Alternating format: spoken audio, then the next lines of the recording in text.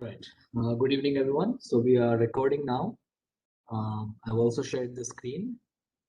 So in the last lecture, we talked about convex hulls, right? So a convex hull of a finite set of points is the set of all convex combinations of those points.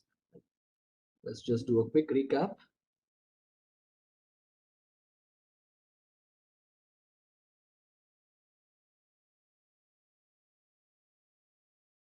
So we looked at at least two other definitions, and you were supposed to try it yourself to prove that they are all equivalent. So hopefully that wasn't too difficult.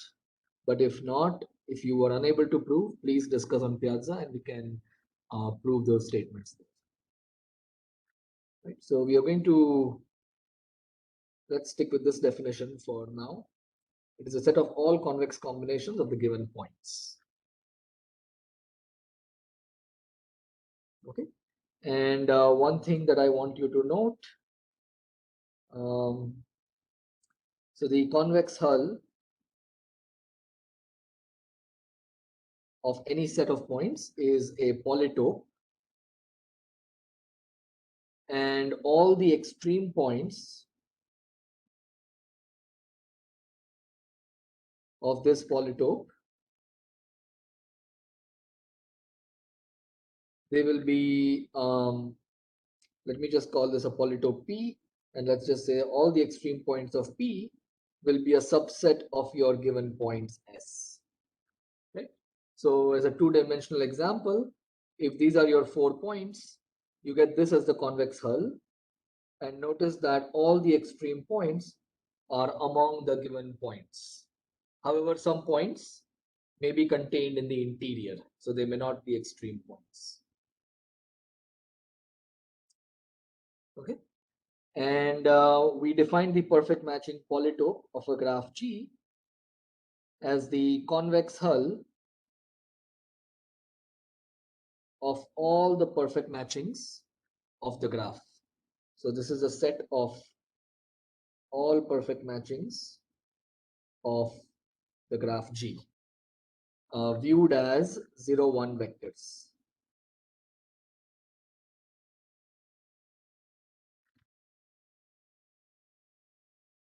Okay, so just as an example that we saw last time, this graph here, we counted by observation that this has 4 perfect matchings.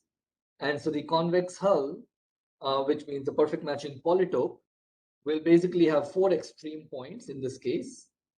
And it will look like a tetrahedron in R9 because you have 9 edges. Okay. So it's going to be a tetrahedron, a 3-dimensional object sitting in 9-dimensional space. Are there any questions or concerns? Right, so this was just one example so that you get a sense of what we are looking at. All right. Yeah, go ahead. Was there a question?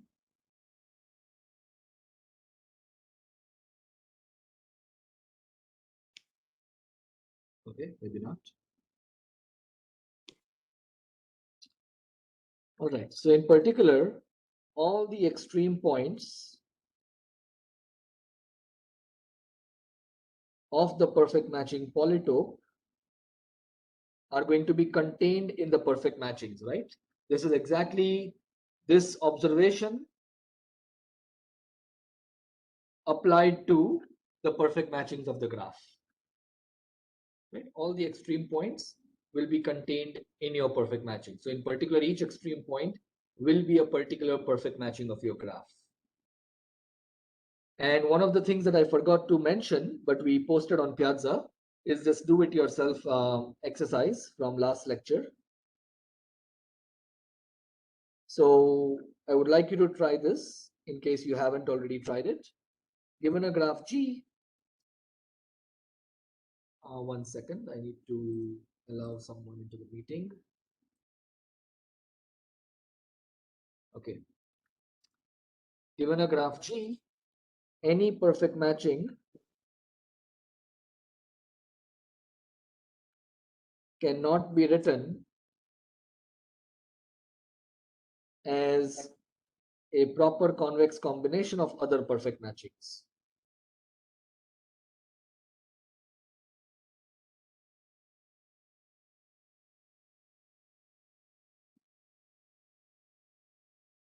Okay, when I write p dot m dot, I hope it is clear, I mean perfect matching.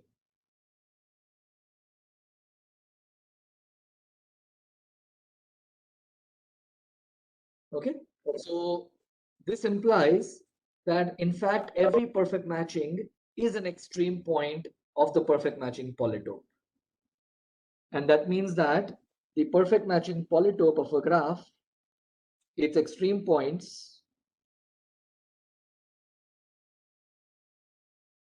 are in one-to-one correspondence with the perfect matchings of the graph.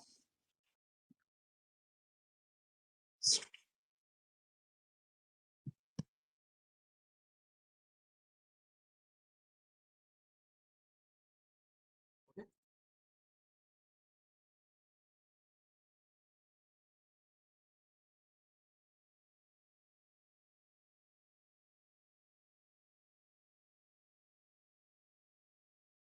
All right. Are there any questions or concerns at this point?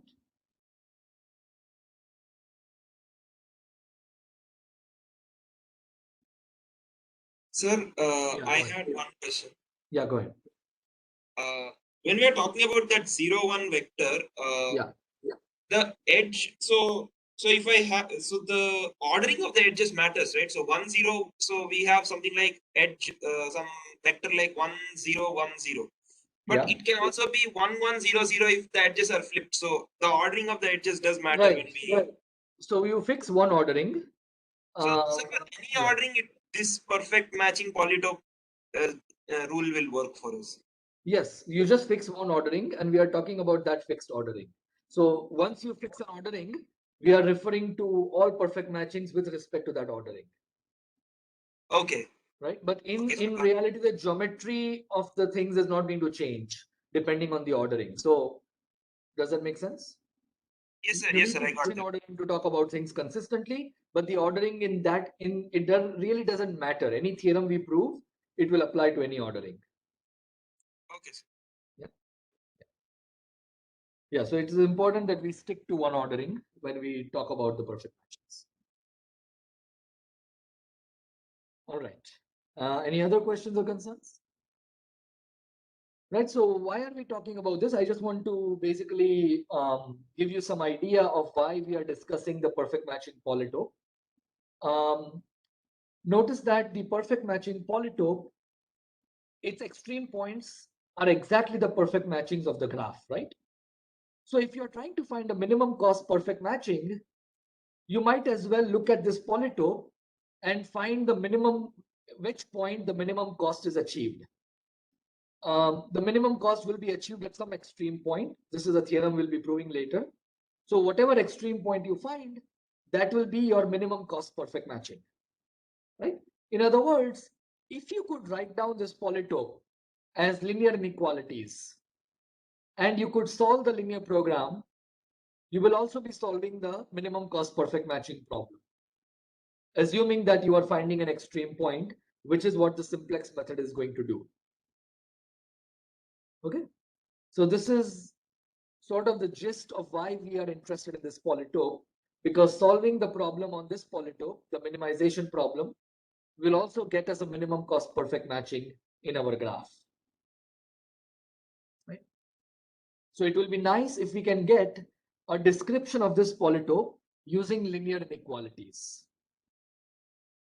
So the question I want to ask, or the question that we will be answering in this course, one of the questions is, can we get a description of the perfect matching polytope of a graph using linear inequalities?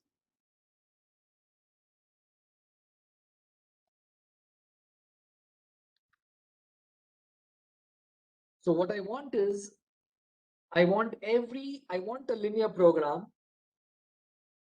whose the extreme points of the feasible region will correspond exactly to perfect matchings of the graph. In other words, the feasible region will be exactly the perfect matching polytope of the graph. Okay. And we are not going to answer this question right now. I'm just going to give you a heads up of what we are going to do in the course. So it turns out this is easy for bipartite graphs. And this will probably appear on your assignment too. And it turns out that it is not so easy for general graphs, in particular for non-bipartite graphs. And this is something we will talk about in module 5. Okay. So our goal is to write down a linear program whose feasible region will be exactly the same as the perfect matching polytope of the graph. And using such a description, we will be able to see why the algorithm for minimum cost perfect matching makes more sense. So that is something we will also be discussing in module 5. Okay. Are there any questions or concerns regarding this discussion so far?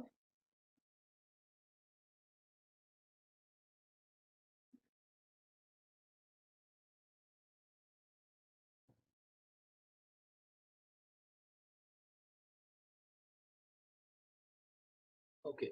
If not, I just want to mention we looked at the try it yourself problem last time. So if you look at these linear inequalities, they have to be satisfied by any convex combination of the perfect matchings. So one of the questions is, are these inequalities and equations enough? Or do you need more inequalities and equations to capture the perfect matching polytope? But again, these are things you might be seeing on assignment 2 and further in module 5. Okay, so this try it yourself problem is related to this question.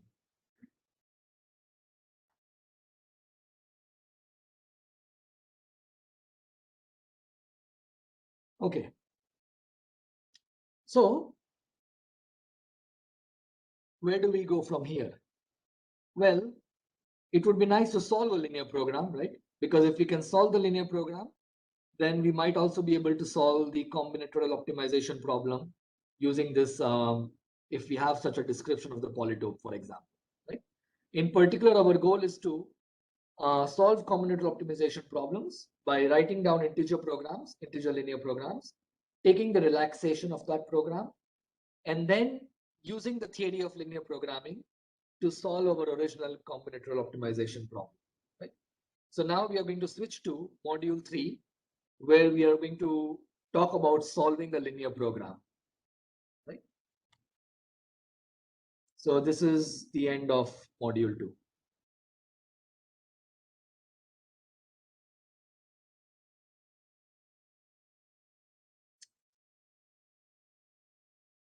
Okay, so let's open a new section. So I'm going to call module 3 Simplex, which is the simplex method for solving linear programs, and certificates. So let's not talk about certificates right now. Let's just focus on simplex. Okay, we'll get to certificates soon.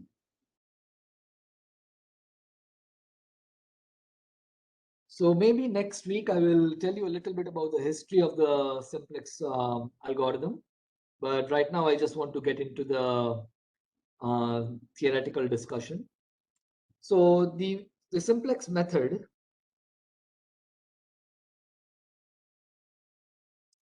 or algorithm, if you like, is probably the most widely used method to solve linear programs, and it is widely used in industry, basically almost in any place where you need to do some optimization, right? So if you look at any company like Amazon or I don't know, Flipkart, they are definitely going to be they're going to be solving a lot of linear programs. And generally the method used in practice is the simplex method. Right? So, and the brief history is that during the World War II especially, there was a lot of logistical stuff that had to be done. Of course, awful stuff in the end. It's a war, but they had to solve a lot of logistical problems. And a lot of these problems turned out to be linear programs. And that is what really led to the development of the simplex method. The person who is generally credited with developing the simplex method is George Danzig. And I'll tell you a little bit more about the history in probably the next week. I might make a small presentation about it. Okay. So the goal is to solve any given linear program. Okay.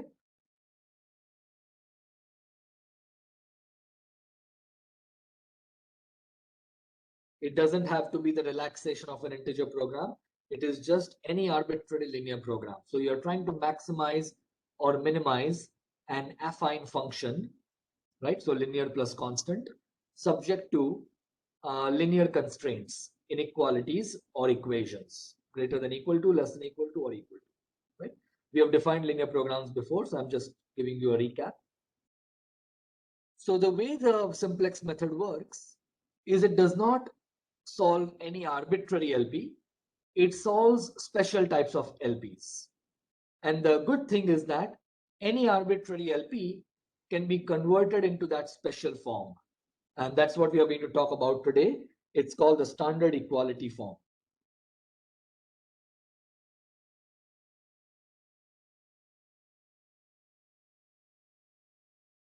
I will abbreviate it as SEF. Okay. So this is the form of linear programs that the simplex method solves. But you can convert any linear program into this form. And so you can actually solve any linear program using the simplex method. Okay. And the standard equality form is as follows. It's going to be a maximization problem of an affine function where S is your constant.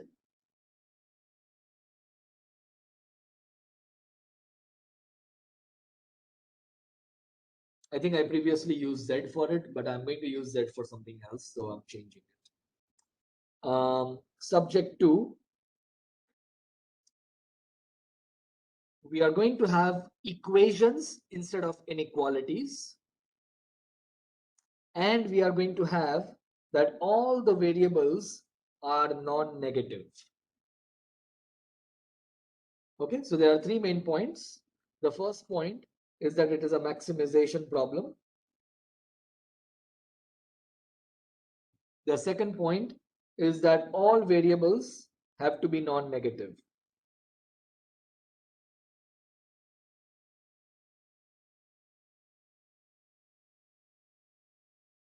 And finally, every constraint except for the non-negativity constraint. So let's call these the non-negativity constraints, as we always do.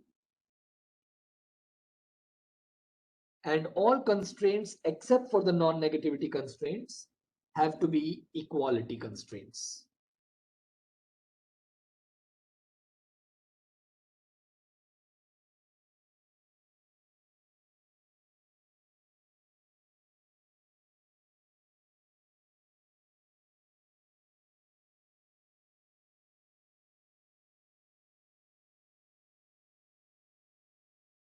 Have to be equations. Okay.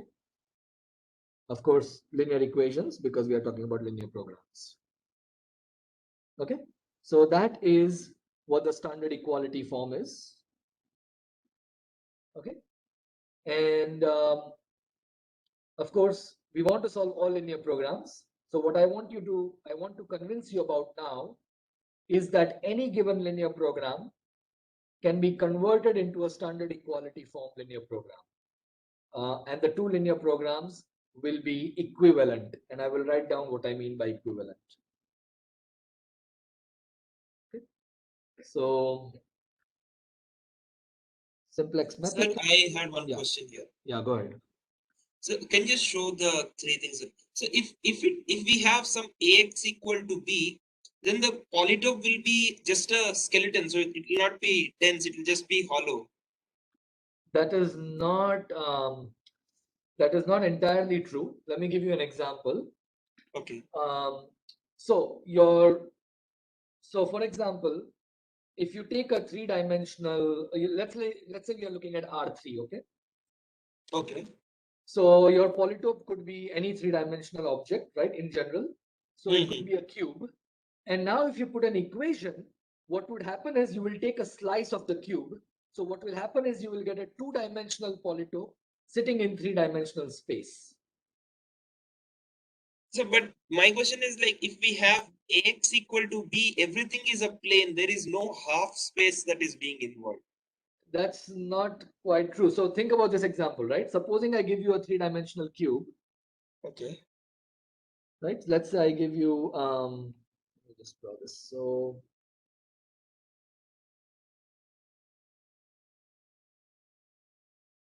right. All right. So let's say this is your three-dimensional. Let's say we're looking at R3, and I have a bunch of half spaces, and so this is what my feasible region looks like, for example, right? Okay. Now let's say I put in one equation. Okay. So if you put in one equation, what might happen is that that equation could be corresponding to some plane, right? And so what will happen is you will get a slice of your cube, and that will also be a polytope. It has not become a line. It is still a polytope. Its dimension is reduced, and it's now a polytope. It's a two-dimensional polytope living in three-dimensional space. In the same sense, if you are in higher dimensions, n dimensions, a single equation, what it might do is it might cut your polytope and basically give you a projection in a lower dimensional space. Okay. Does that make sense? I got this idea because if I think about it in 2 dimensions, it looks like a hollow. In 2-dimensional, it will just become a line. But in Okay. higher dimensions, it will, yeah, you are right about the intuition. The dimension reduces. But I'm not going too much into dimension of the polyhedra in this course. Okay. Right? Okay. But I'll at least just think intuitively, about I it. hope it's clear. Yeah. Yeah. So that's a very good point. Okay. Okay.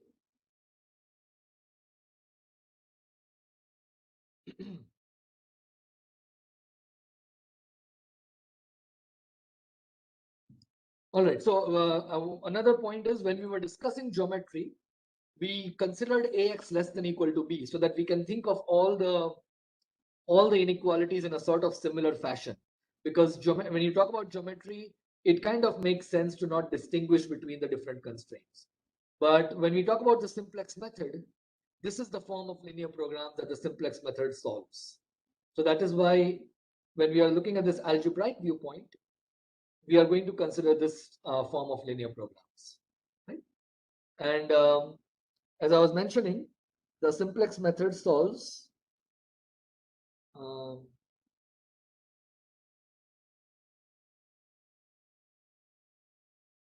linear programs in the SEF standard equality form. Right? However, any linear program, let's say we call it LP, can be rewritten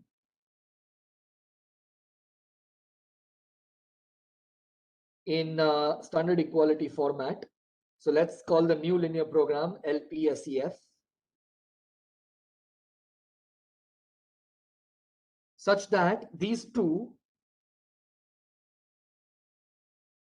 linear programs, the one which was given to you and the new one, are equivalent. So I want to tell you what equivalent means. in this context. Okay, so we are going to do an example to see exactly how we do this, but I want to first tell you what are the properties we want to be true. So the first property is that if the first LP is infeasible, then we want the second LP in standard equality form to also be infeasible, and vice versa. Okay. Likewise, if the first LP is unbounded, so just to remind you, unbounded means that you can increase the objective function value or decrease it arbitrarily for maximization and minimization problem respectively. If the first LP is unbounded, then the second one in standard equality form should also be unbounded, and vice versa. And finally,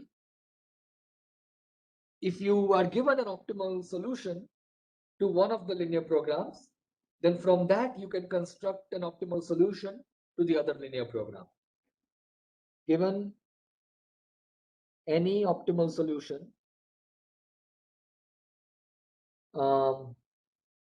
x prime to the first linear program, one may construct or write down an optimal solution x double prime to the second linear program,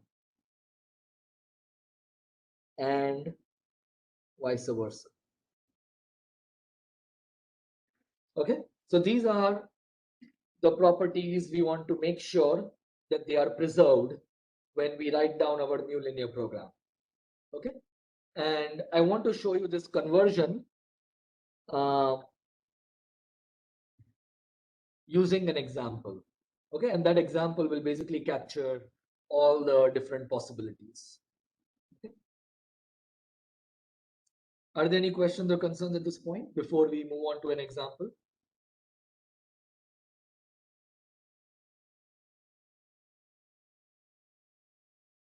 Okay, so here is one example.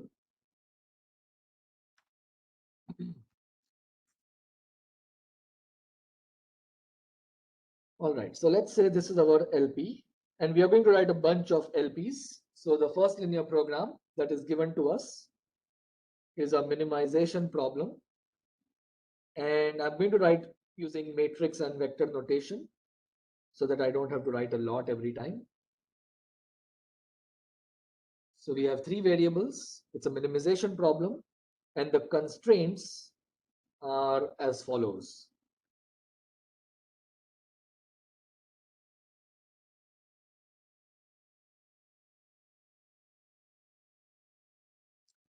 I'm going to write down the whole vector just so that for the first linear program, we know exactly what it is saying.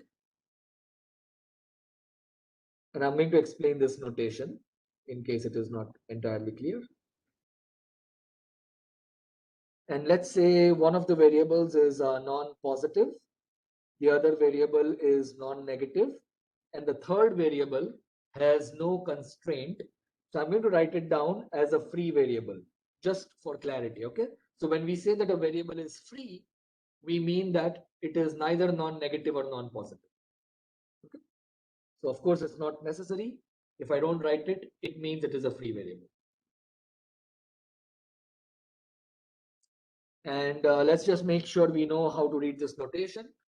So the second constraint is 4x1 plus 2x2 minus x3 is less than equal to 4. Okay, so I hope everybody sees how we are reading this. The last one is 5x1 plus 0x2 plus 3x3 is equal to 5. Right? Okay, so this is our linear program. You can see that it's a minimization problem. The constraints are of all three possibilities. We have all three possible kinds of variables: non-positive, non-negative, and free variable. So we want to convert this into a linear program that will be equivalent, but the new linear program should be in standard equality form. So we are going to do it step by step. Okay. What are all the things we need? We need it to be a maximization problem. This is the easiest, right? How do we convert this into a maximization problem? Can anyone tell me? Flip the sign. Flip the sign. Great. So the step one is quite simple. Let me actually erase this part and make a copy of the linear program. That will be quite useful.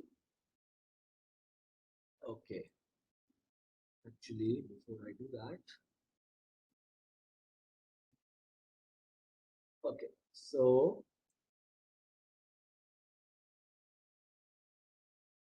all right. So the first step is change to a maximization problem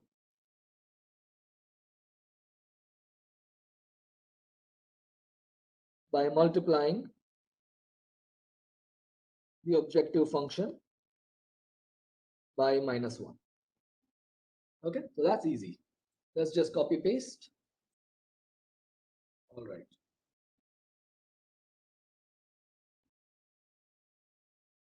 Okay, great. So this gives us a maximization problem. And I need to flip the sign here. So I get -7, 3, and -2. Okay, that's easy. So this is LP2. Observe that LP1 and LP2 are equivalent. Notice that all of these things are true. Every feasible solution, feasibility is the same, right? Because we haven't changed the constraints at all. All we have done is we have multiplied the objective function by -1. So we just need to check this third point. But all we are doing is multiplying by -1 and turning the minimization to maximization, right? So I hope this is clear. Does everybody agree that these two LPs are equivalent? Okay. So if we do it in steps, it is easier to see the equivalence. Okay. At each step, we are making very small changes. All right. So that's done. Now let's do the next thing. Okay. So we want it to be a maximization problem. That is done.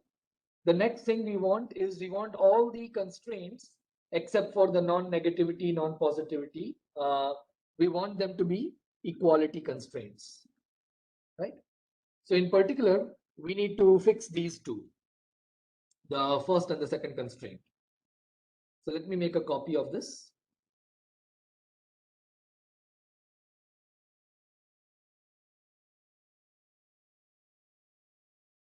Okay. So in particular, we need to fix these two constraints, the first one and the second one, right? Need to turn them into equations. Anybody has any ideas how to do this? I'll give you a hint. Sorry, go ahead. Slack variables. Slack variable, exactly. Notice that if I give you any feasible solution to this LP, right? So let me just write it down here. So let's say X bar equal to X1, X2, X3 is some feasible solution. Okay. So what does that mean? It means in particular, it has to satisfy this first constraint. 3x1 minus x2 plus 2 times x3 has to be greater than equal to 2. Right? Well, it has to satisfy this constraint, which is the same as saying that if I subtract some non-negative value, you will get exactly equal to 2. So this implies that if I subtract some x4, I will get exactly equal to 2, where x4 is non-negative. Does everybody agree? So I'm going to introduce a new variable. I'm going to call it x4. It is going to be a non-negative variable because we want all the variables in the end to be non-negative. And I'm going to subtract this. So if I can satisfy this equation in the new linear program, then I can just ignore the last variable x4 and I can get a feasible solution to the original linear program. Right? And we won't make any changes to the objective function. So optimal solutions will still be optimal and vice versa. Okay. So the next step is to change, or let's say convert,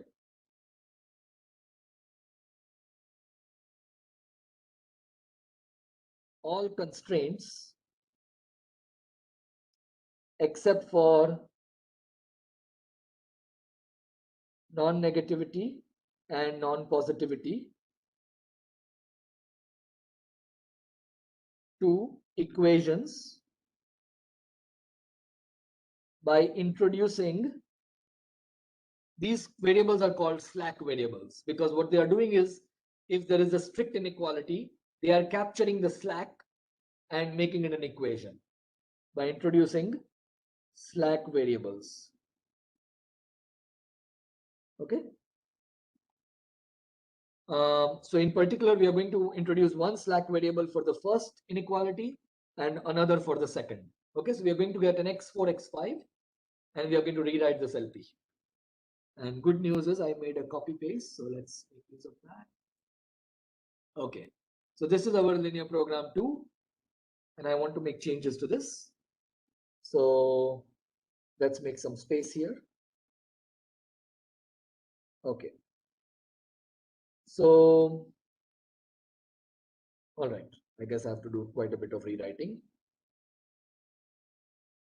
So the first constraint, we are going to introduce we have to subtract x4. So we're going to make it -1, 0. And the second constraint, we need to add a slack variable because it is a less than equal to constraint. So I'm going to put a 0, 1 here. And the last constraint is already an equation, so I don't need to make any changes. Right? And my variables are now x1, x2, x3, x4, x5. And the right hand side is the same, right? 2, 4, 5.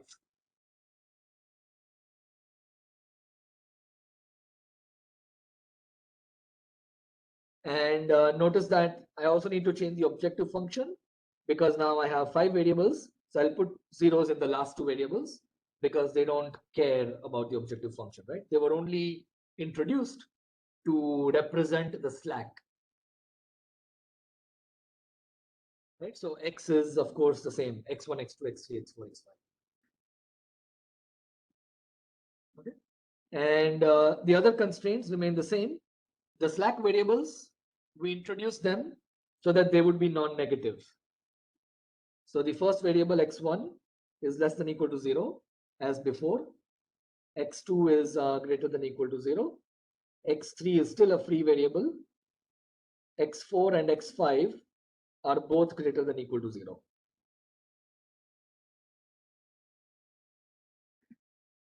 Okay, and this is going to be our LP3.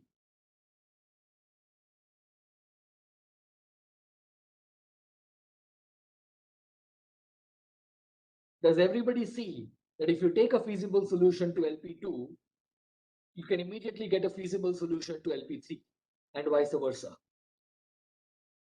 Right? You just have to drop the slack variables when going from LP3 to LP2. Right? And when going from LP2 to LP3, you just see what is the slack and assign that to the x4 and x5 variables.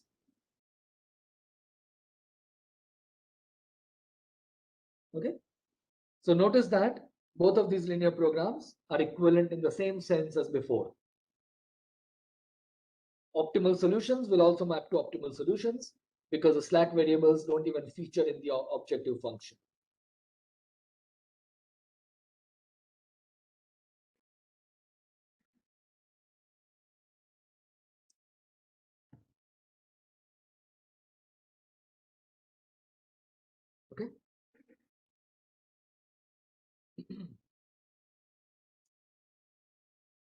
All right. So what else do we need to do? We have a variable that is non-positive. We want all the variables to be non-negative. So we should do something about this, right? So let's call this step 3.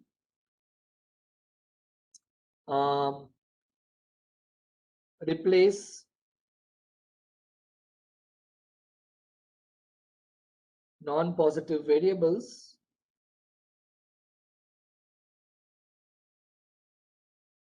by non-negative ones.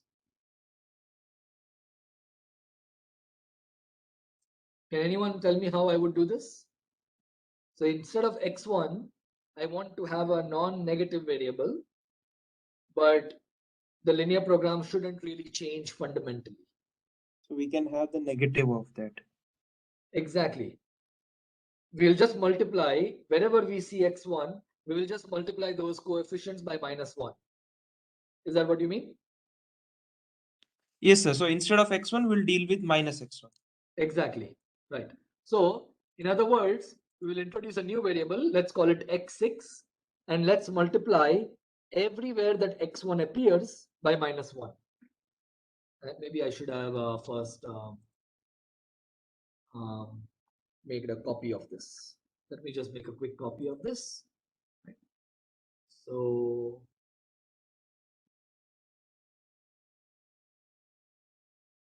copy. All right. So we are simply going to multiply these entries by -1, and we are going to replace x1 by x6. Okay, just so that we can see the transformation very clearly. I could of course just call it x1, but I'm actually going to call it x6 just for the sake of clarity. Okay.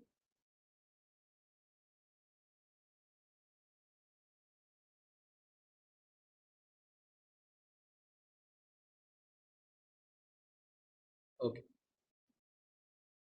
So if we do that, we get negative signs in all of these places. I'll just use the red pen to show the changes. Why not? And this one becomes a positive. And I'm going to replace x1 by x6. Okay. So the x variable now is x6, x2, x3, x4, x5. Right? Doesn't really matter how you call your variables. And instead of x1 at least 0, at most 0, I'm going to write down x6 at least 0. Right? And this 7 used to be a -7, so I've made it a +7. Okay. All right. So we have made a lot of progress. We have a maximization problem. We have equality constraints. All variables are non-negative except for x3, which is a free variable. We don't like free variables either, so we need to fix that. Okay. So let me make a copy of this and do the last step.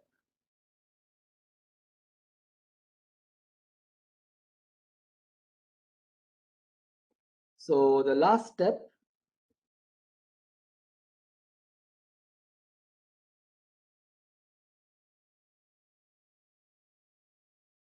is to solve this free variable problem. Let me use a different color, maybe green. So we need to fix this. Okay. So how are we going to do this? There's a trick, turns out. It's basically a trick, nothing else. So any real number can be written down as the difference of two non-negative real numbers. That's an observation.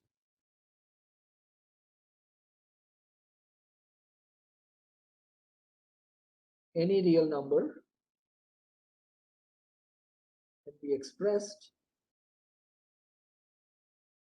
as the difference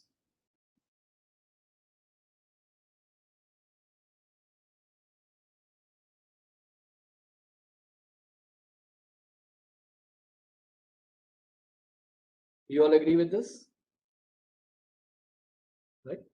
minus 5 is 0 minus plus 5. Right? So that's what we are going to do. We are going to replace this free variable by the difference of two non-negative variables. Right? So replace each variable, each free variable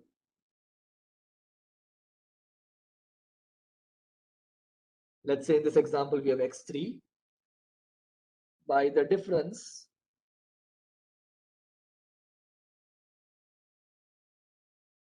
of two non-negative free variables. Right, so in this example we will change x3 to x3 plus minus x3 minus. I'm just using superscripts to denote that these variables were introduced to deal with the free variable x3. Okay, so that's why I'm calling them plus and minus, just to make it clear. Okay, so did I already make a copy of this? I don't remember it. I think I might have. Let's see.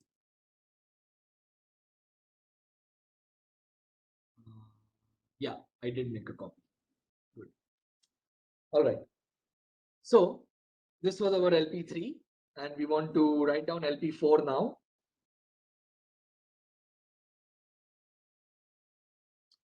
And instead of x3, we are going to have two variables, x3 plus and x3 minus. Okay, of course, you can just call them x7, x8, I don't care. And wherever we see x3, we are going to replace it by this expression.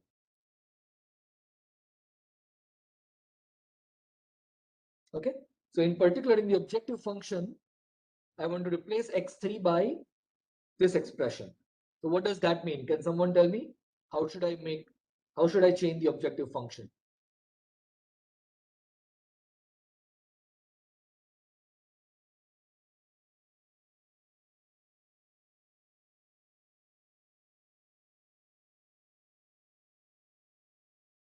-2 followed by +2. Exactly. -2 followed by +2. So everywhere I see x3, I'm going to replace, put an additional column with the negation of that, right? So this column 2 minus 1 3, I'm just going to follow it by -2 1 minus 3, right? So we now have 6 columns, and our variables are x3 plus followed by x3 minus, right? And this represents the same thing. Let me erase this here. Okay, and that's it. I think we have done everything. We have a maximization problem, and we have equations in 6 variables now, and all of the 6 variables are required to be non-negative. And perhaps you should try yourself to see the equivalence between these two.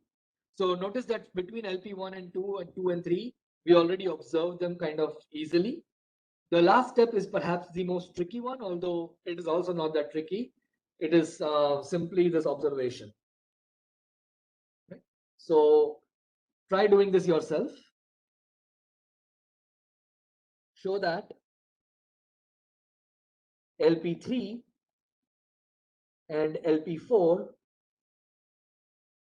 are equivalent.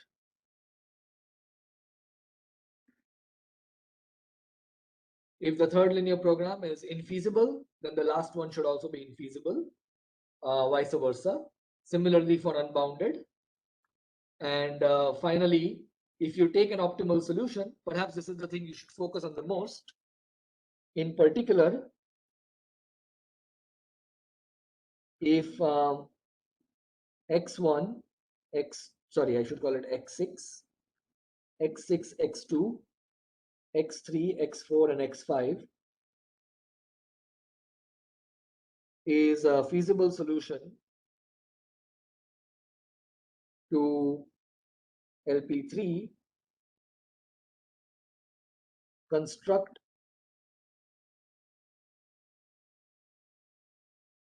a feasible solution to LP4. And in particular, if this one happens to be optimal, then this one should also be optimal, and vice versa. Anyways, we'll put it on Piazza. Okay.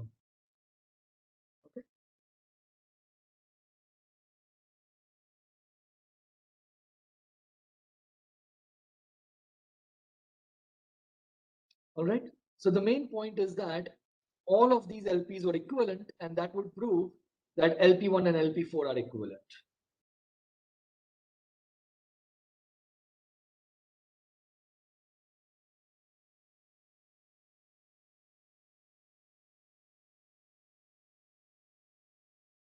Right? So we started from an arbitrary LP, and we got ourselves to a linear program in standard equality form.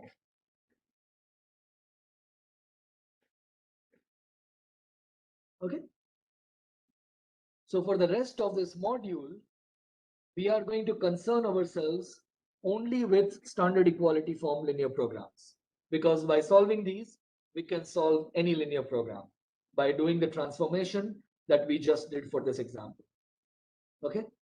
So I don't think doing it in a more generic way makes it any more clear than it does by doing an example. So that's why I'm just doing this conversion using an example. Okay. So that's all for today. If there are any questions or concerns, please go ahead. I'm here for another 10 minutes. From tomorrow, we'll start dealing with linear programs in standard equality form, and we will see in the next couple of lectures how the simplex method solves such linear programs. Sir, I wanted to know this point.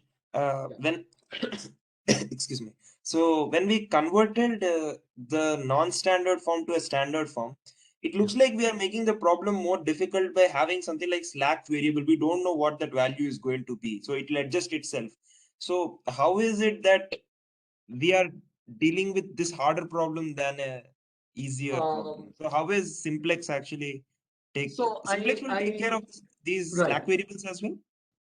Yes, so I disagree with the statement that it's making it harder, right? Because at every point, we are writing down a linear program that is equivalent. I think what you are right about is that it's making it bigger by introducing an extra variable, right? Yes, yes, extra variables. It's not really harder because it is equivalent to the original linear program, right? The good thing is that because Simplex is going to work in steps, now we just need to look at these linear programs in standard equality form. And every time we apply one step of the Simplex method, one iteration, we are going to write down a new linear program in the same format, right? So rather than dealing with all kinds of linear programs, we can now restrict ourselves to these kinds of linear programs. Okay. Right? So it's not really making it harder. It's just introducing extra variables. But if you think about it, at every transformation, we're only introducing one or two extra variables. So even the blow up is not going to be exponential or anything. It's still going to be, sort of a constant or linear blow up. I mean, I'm not doing a rigorous analysis, but every transformation is just introducing one or two extra variables. Okay. So yeah, but the good news is that on this kind of linear program, we can actually apply the Simplex method. It's actually this type of format that the Simplex method works for. Okay. So I was just concerned that we probably started with say 3 variables and all of them are free. They will blow up to 6, and say everything is a inequality, then everything will get a slack. So plus 3, so around 9 variables we are dealing with. Sure, fair point. It's just that because they're equivalent, it doesn't really make the problem harder. Okay, but at the end, they all give the same solution. Exactly, and algebraically, it actually makes it easier to deal with because now you have just one kind of linear program that you need to solve rather than worry about all possible linear programs. And sir, one more thing, when you say that the solution will be the same, then what about the slack variable? So we introduce some new variable there. So Right. even if we say the difference, so x1, we can just at the end we can compress them into that x1 minus x2, however we want to put them, and provide the result. But when we have that slack constraint there, Right. so when we report the answer, what do we do with them? Right. So I think slack variables is going on at step 2, right? So we are Yes. all the non-negativity and non-positivity, we are converting them to equations by introducing slack variables. So now if you solve this linear program, let's say I give you some feasible solution. So how will you get a feasible solution to the previous linear program? Can you tell me? So here you have 5 variables. Okay. And now let's say I give you some feasible solution. So how Yeah. will you get a feasible solution for this linear program?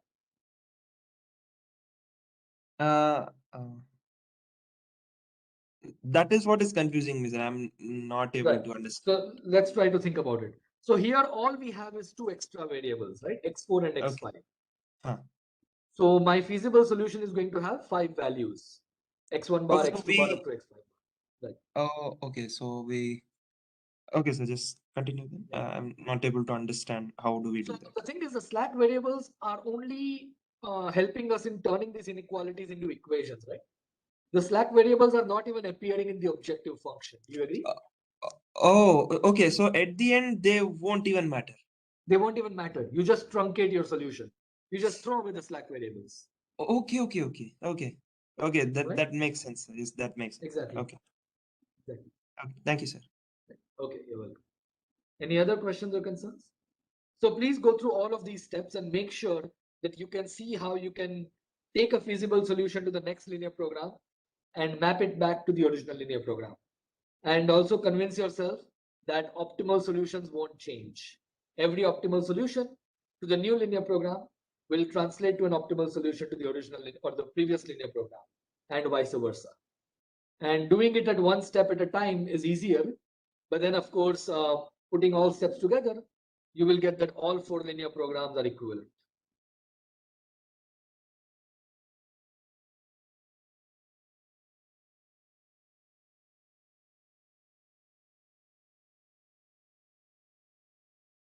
Okay. Any other questions or concerns?